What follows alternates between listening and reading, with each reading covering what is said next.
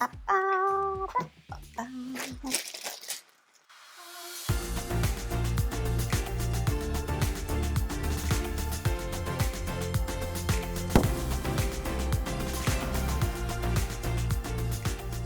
everyone, welcome back to Foster the Meeple, a channel all about board games and board gamey things. I am back again today with another pumped up Kickstarter. And today's pumped up Kickstarter preview is going to be on Primordial Creatures of Pandemonium from Imposter Games, who very kindly sponsored this video. So, few things to note before we dive in. Primarily, this is a prototype, so everything that you see is subject to change. You will notice that some things are just on paper. Obviously, these are all going to be updated and upgraded through manufacturing and all of that good stuff. So just know that everything you see here, prototype, subject to change. Got it? Perfect. As per usual with my preview videos, I am going to do a little overview, jump into a discussion to help you figure out whether or not this is a game for you. So without further ado, let's just dive into it, shall we? We shall.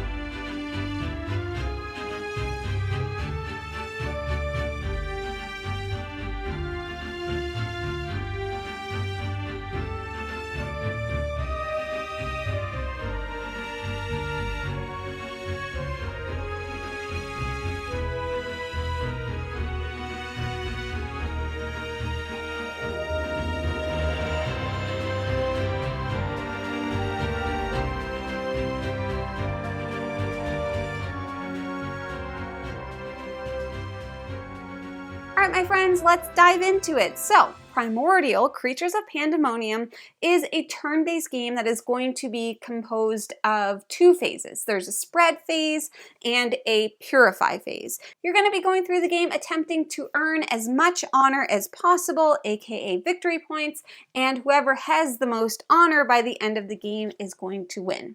What does that even mean? I'm very glad you asked. So let me give you a little bit of an overview of how the game works and how it plays. We're going to start off with the spread phase. Now, the two phases that I mentioned before, spread and purify, they're not like cycling phases, like every round you do a spread and then a purify.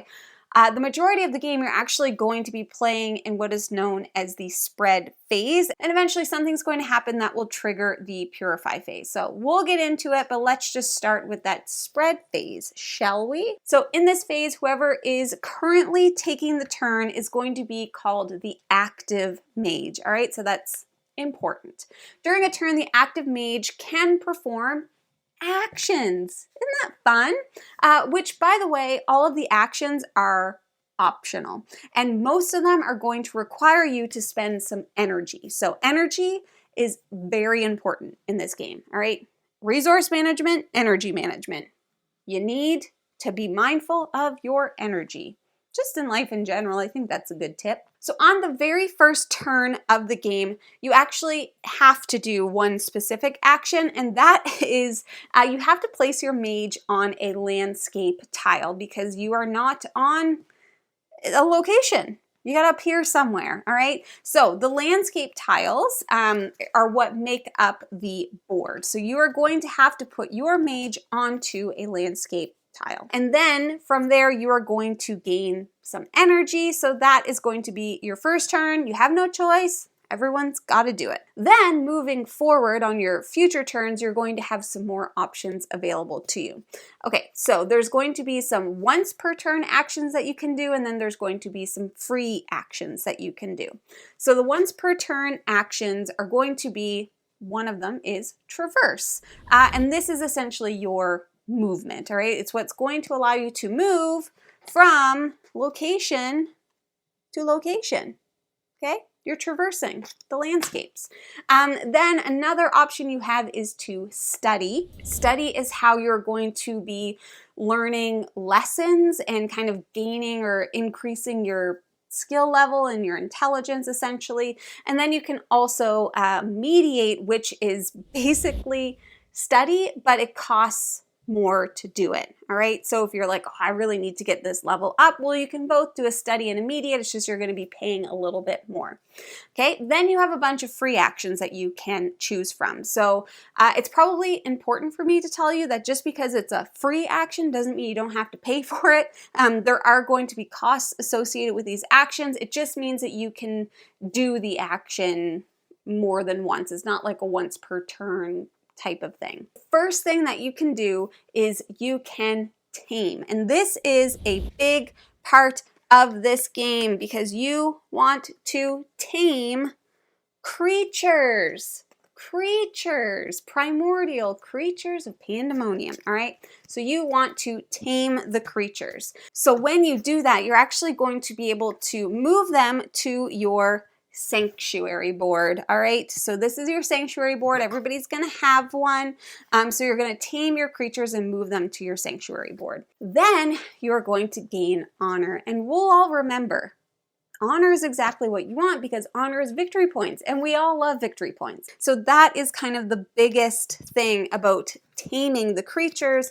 Most important, it is a huge way that you're going to gain some honor, gain those victory points that you need in order to win the game. Some of the creatures that you are going to be taming are going to give you once per turn actions that you're then going to be able to use on future turns. Some of them are going to give you end of game bonuses and stuff like that. So it is really important to make sure that you're paying attention to the creatures that you're taming to ensure that you are kind of optimizing your strategy and optimizing what you are doing. Once again, so that you can score all the honor. You want the honor. Another free action is that you can play a skill card. So pink back, creatures, green back, skill cards.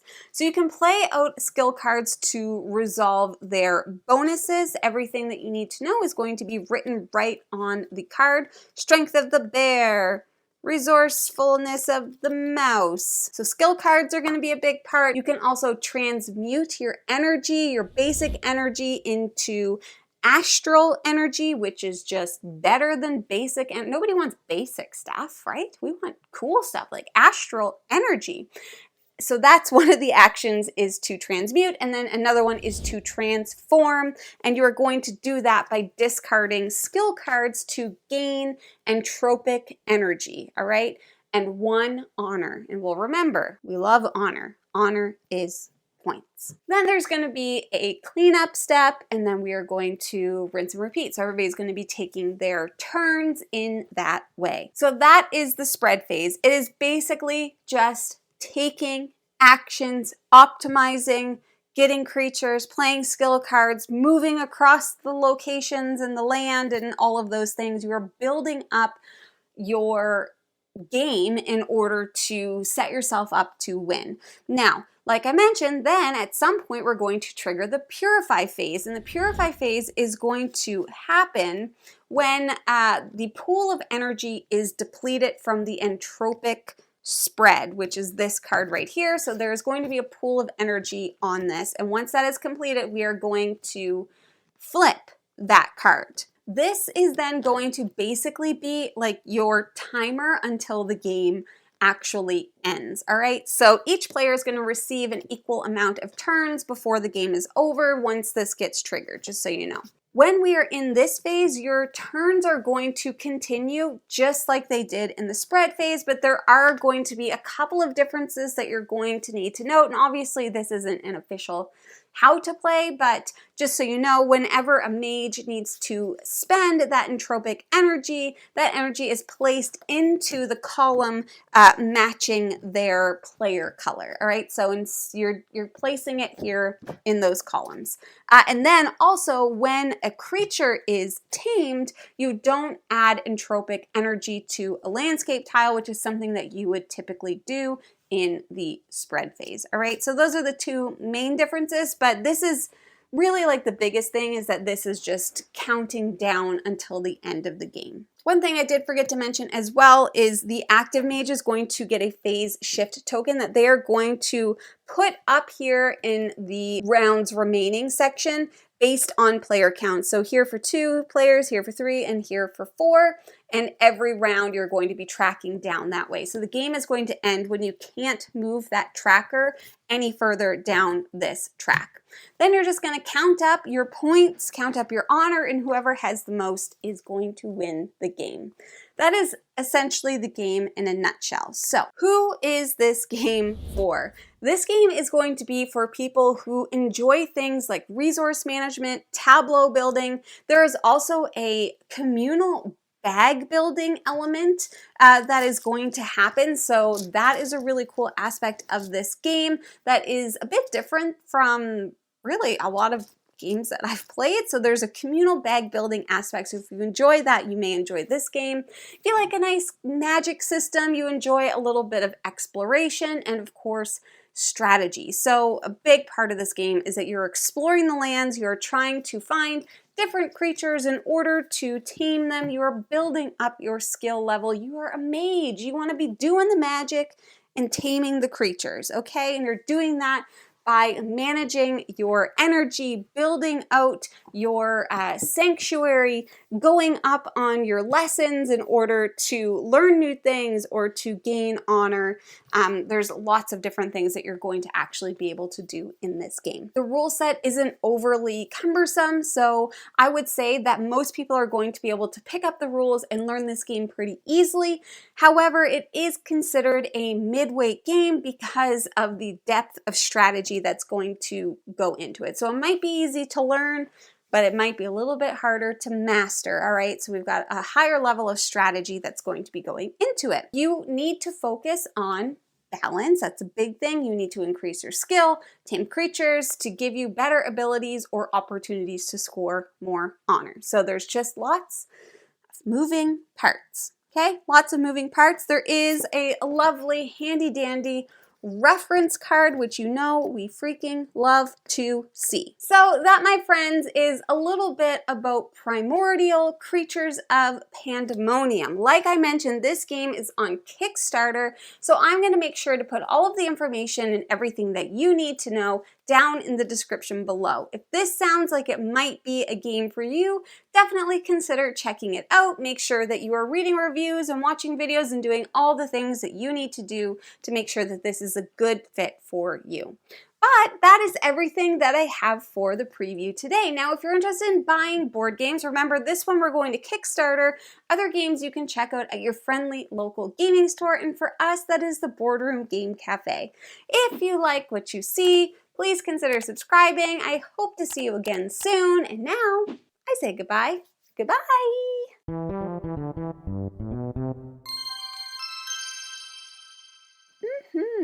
Creatures of Pandemonium. Ooh, I said that wrong. Your Honor.